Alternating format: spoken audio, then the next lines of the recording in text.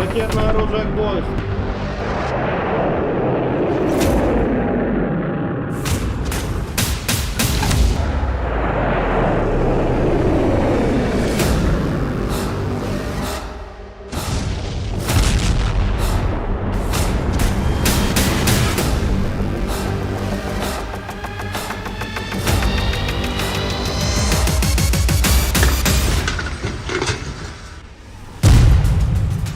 सितंबर का सबसे बड़ा हमला, जला डाला यूक्रेन का ज़ापोरिज़िया।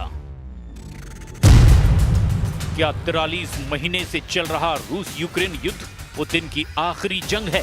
पश्चिम और यूरोपीय मीडिया में ये दावे इसीलिए किए जाने लगे हैं कि पुतिन अब किसी भी कीमत पर यूक्रेन और नेटो मोर्चे से पीछे हटने वाले नहीं हैं। भले ही पुतिन को अगले 5 साल तक खूनी जंग ही क्यों ना करनी पड़े। और यही वजह है कि पिछले 36 घंटों में ही रूस ने यूक्रेन के कम से कम 12 शहरों को जलाकर पूरी तरह भस्म कर दिया है। महज 12 घंटे पहले ही यूक्रेन के सुमोय, निप्रो, ज़ापोरिज़िया पर रूस ने मिसाइलों और आत्मघाती ड्रोन की बारिश कर दी। सितंबर के महीने में अब तक रूसी सेना यूक्रेन पर 4000 से ज्यादा हवाई हमले कर चुका है। ये दावा खुद राष्ट्रपति ज़ेलेंस्की की तरफ से किया गया। हैरानी की बात तो ये है कि रूस ने पोलैंड, एस्टोनिया और रोमानिया के खिलाफ भी जंगी मोर्चा खोल दिया है। ये तीनों नेटो देश हैं और अब तक इन तीनों नेटो देशों ने नेटो के अनुच्छेद 4 का 2 बार इस्तेमाल किया है। पोलैंड में जहां रूस के 21 आत्मघाती ड्रोन घुस गए, तो वहीं एस्टोनिया के एयर स्पेस में रूस के 3 मिग-31 जेट ने कोहराम मचाकर रख दिया। हैरानी की बात तो ये है कि रोमानिया में भी रूसी ड्रोन और जेट ने नेटो को खुला चैलेंज दिया। यहाँ पर गौर करने वाली बात तो ये है कि अब अमेरिकी राष्ट्रपति ट्रंप भी पुतिन के सामने नतमस्तक नजर आने लगे हैं। ट्रंप ने हाथ खड़े कर दिए हैं। ऐसा लग रहा है कि या तो रूस के सामने यूक्रेन सरेंडर कर देगा या फिर नेटो रूस से युद्ध करके हार जीत का फैसला कर लेगा। लेकिन दिक्कत यह है कि रूस ने नेटो से शुरुआती युद्ध में ही परमाणु हथियारों को जंग के मैदान में उतार दिया है। तो चलिए देखते हैं यूक्रेन से लेकर यूरोप तक पुतिन का रूस कैसे कोहराम मचा रहा है। 12 घंटे में यूक्रेन के 3 शहर भस्म।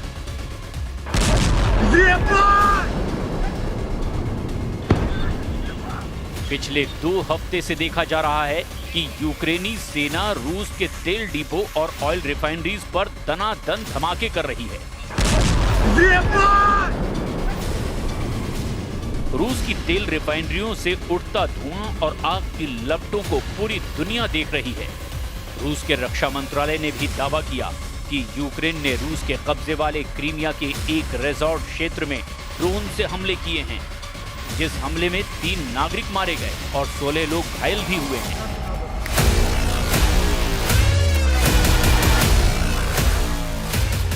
तो इधर ज़ेलेंस्की भी डंके की चोट पर रूस को जबरदस्त नुकसान पहुंचाने का लगातार दावा कर रहे हैं। नेटो के कमांडर भी रूस पर यूक्रेन के हमलों को लेकर बड़े बड़े दावे करने में जुटे हुए हैं। लेकिन पिछले 36 घंटे में ही रूसी सेना ने यूक्रेन के शहरों को जलाना शुरू कर दिया है। पुतिन के तूफानी हमले से ज़ेलेंस्की की चीखें निकलने लगी हैं। जरा देखिए यूक्रेन के निप्रो, सुमे और ज़ापोरिज़िया का रूस हमलों में आखिर हाल क्या हो गया है। निप्रो में रूस के हवाई हमलों से कोहराम मचा हुआ है। यूक्रेनी सेना का दावा है कि निप्रो पर कई क्रूज मिसाइलों से हमले किए गए हैं। वहीं कुछ रिपोर्ट्स में दावा किया गया है कि रूसी बैलिस्टिक मिसाइलों ने निप्रो को बुरी तरह से तबाह कर दिया है। जो तस्वीरें सामने आई है, जिसे एक चश्मदीद ने अपने मोबाइल वीडियो कैमरे से ही रिकॉर्ड किया है, जिसमें निप्रो शहर में एक मिसाइल से जोरदार धमाका होते हुए साफ देखा जा सकता है। वहीं यूक्रेन के सुमे शहर पर भी ड्रोन और मिसाइल हमलों से भारी तबाही हुई है। सुमे पर पिछले 4 महीने में रूस के हवाई हमले तेज हो गए हैं। हैरानी की बात तो यह है कि नेटो के एयर डिफेंस सिस्टम भी अब सुमे में फेल साबित हो रहे हैं। सुमे यूक्रेन के लिए रणनीतिक तौर पर बेहद अहम है और यही वजह है कि रूस पूर्वी यूक्रेन के इस शहर पर अंधाधुंध हमले कर रहा है। वहीं रूसी सेना ने यूक्रेन के ज़ापोरिज़िया शहर पर इतने बड़े घातक हमले किए हैं कि यूक्रेन की हालत खराब हो गई है। रूसी सैनिकों ने 100 से ज्यादा ड्रोन और लगभग 150 ग्लाइड बम ज़ापोरिज़िया शहर पर दाग दिए हैं।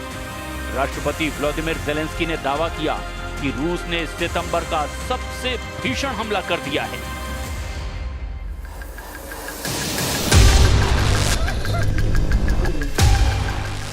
इधर यूक्रेन के राष्ट्रपति व्लादिमीर ज़ेलेंस्की यूनाइटेड नेशंस की जनरल असेंबली में हिस्सा लेने के लिए अमेरिका पहुंचेंगे, जहां वे एक बार फिर डोनाल्ड ट्रंप से अलग से मुलाकात करेंगे।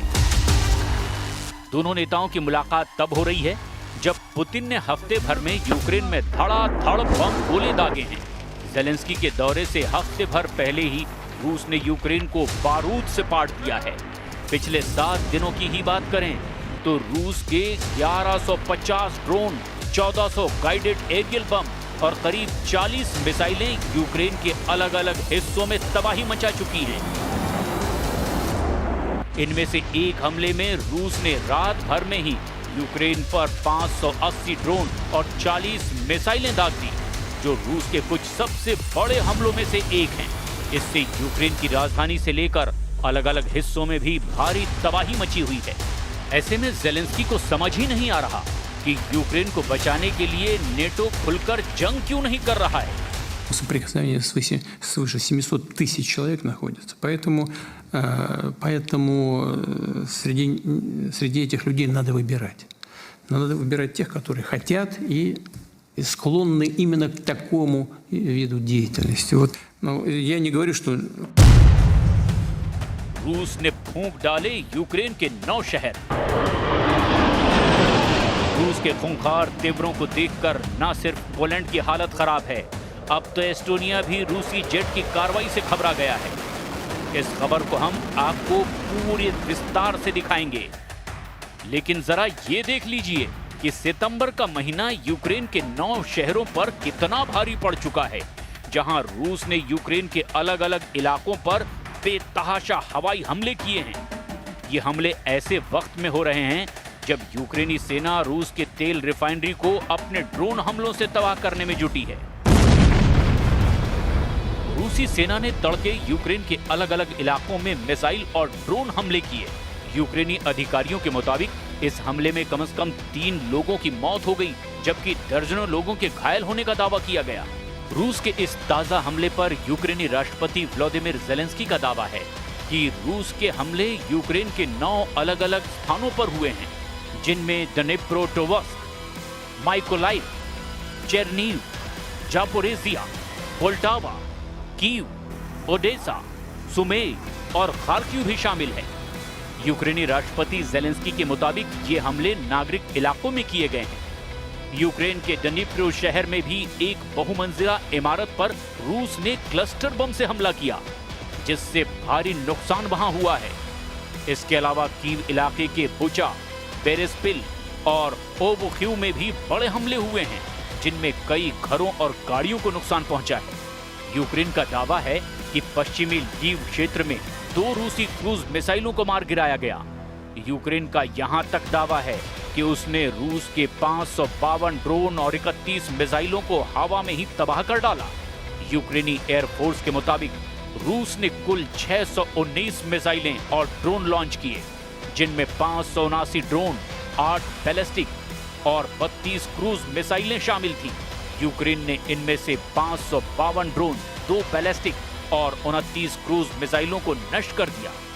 इसके साथ ही यूक्रेनी वायुसेना ने बताया कि इस दौरान पश्चिमी देशों से मिले F-16 लड़ाकू विमानों ने रूसी क्रूज मिसाइलों को रोकने में अहम भूमिका निभाई और ये साबित किया कि पश्चिमी हथियार युद्ध में जबरदस्त कारगर साबित हो रहे हैं।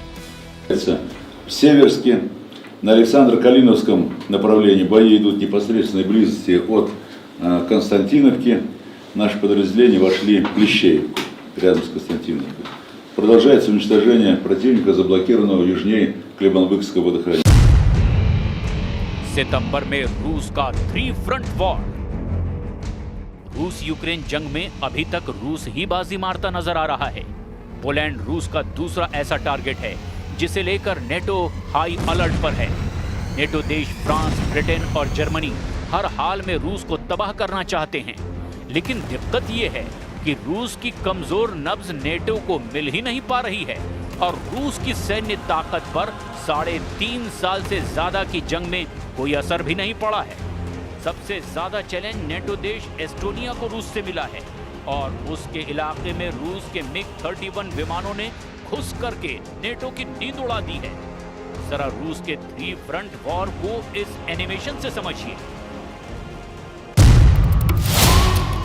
रूसी सेना इस वक्त यूक्रेन के साथ साथ नेटो देश पोलैंड और एस्टोनिया को टारगेट पर ले चुकी है। जो आंकड़े सितंबर के महीने में आए उसके मुताबिक रूसी सेना अब तक 4000 से ज्यादा हवाई हमले यूक्रेन पर कर चुकी है, जबकि पोलैंड में रूस के 21 आत्मघाती ड्रोनों के फटने से कोहराम मचा हुआ है। खुद ट्रंप कह चुके हैं कि पोलैंड में रूस के ड्रोनों का घुसना बेहद खतरनाक कदम है। इसके साथ ही रूस का सबसे नया टारगेट नेटो देश एस्टोनिया बन गया है, जिसके एयर स्पेस में रूस के MiG-31 जेट विमानों ने घुस करके अमेरिका तक खलबली मचा दी है। यानी रूस इस वक्त एक साथ 3 मोर्चों पर जंग करने को मचल रहा है और राष्ट्रपति ट्रंप अब पुतिन पर पूरी तरह से भड़के हुए हैं और रूस की इस सैन्य कार्रवाई को रूस के लिए ही बेहद घातक बता रहे हैं। Russian jets entered Estonia's airspace today for 12 minutes. Do you see that as a threat to NATO? Well, I'm going to have to look at it. They're going to be briefing me in a short while, so I'll let you know about it tonight or tomorrow. Estonia में रूसी लड़ाकू जेटों के हवाई क्षेत्र में घुसने की घटना ने अंतर्राष्ट्रीय तनाव को और ज्यादा बढ़ा दिया है।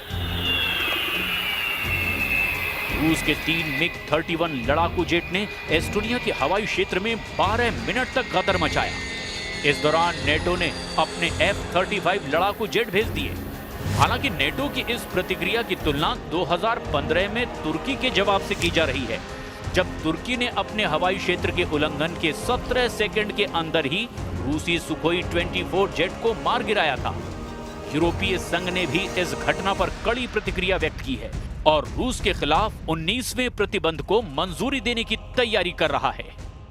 Войска в зоне специальной военной операции наступают практически на всех направлениях. При этом наиболее упорные бои развернулись на красноармейском направлении, где противник любыми способами, не считаясь потерями, стремится остановить наше наступление и перехватить инициативу. Для этого командование ВСУ в район Красноармейска перебросил наиболее боеспособные и подготовленные подразделения в ущерб другим направлениям, на которых наше наступление развивается. अब ऐसे हालात में आप अंदाजा लगा सकते हैं कि रूस को काबू करना यूक्रेन के साथ साथ यूरोप और नेटो को कितना भारी पड़ता जा रहा है। अब देखना ये होगा कि नेटो रूस से सीधी जंग की हिम्मत जुटा पाता है या फिर नहीं।